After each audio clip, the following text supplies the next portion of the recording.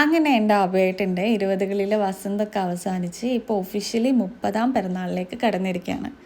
Welcome to 30s club. എനിക്കൊരാൾക്ക് സർപ്രൈസൊക്കെ കൊടുക്കാൻ ഭയങ്കര ഇഷ്ടമാണ് കേട്ടോ. അതുകൊണ്ട് ഞങ്ങൾ 12 മണിക്ക് കേക്കൊക്കെ കട്ട് ചെയ്തു. കേക്കായിരുന്നില്ല, പേസ്ട്രി ആയിരുന്നു.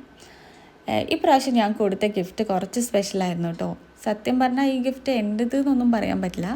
ഇത് ഞാൻ അബേൻ്റെ ഫ്രണ്ട് നാട്ടിൽ വരുമ്പോൾ, അതായത് ഒരു 2-3 മാസം മുമ്പ് കൊണ്ടുവരിപ്പിച്ചതായിരുന്നു. ഞാൻ ആദ്യമായിട്ടൊരു കാര്യം പറഞ്ഞുകൊണ്ട് തന്നെ മൂപ്പർ എൻ്റെ കയ്യിൽ നിന്ന് ക്യാഷൊന്നും വാങ്ങിച്ചില്ല. അതുകൊണ്ട് ഇത് ജിലി ചേട്ടൻ്റെ ഗിഫ്റ്റ് എന്നേ പറയാൻ പറ്റൂ. എന്നാലും എൻ്റെ അബേൻ്റെ 13 ബർത്ത്ഡേക്ക് ഞാൻ എന്തെങ്കിലും ഗിഫ്റ്റ് കൊടുക്കേണ്ടേ വെച്ചിട്ട് ഞാനൊരു വാച്ചൊക്കെ വാങ്ങിച്ചു കൊടുത്തിട്ടുണ്ടായിരുന്നു കേട്ടോ.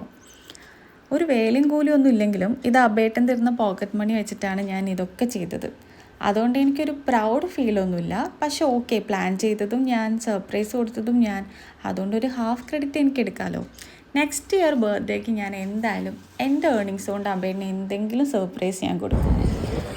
ആനിവേഴ്സറി, ബർത്ത്ഡേ അങ്ങനെയുള്ള മുഹൂർത്തങ്ങളിൽ മാത്രമാണ് ഈ അമ്പലത്തിൽ പോകാറുള്ളത്.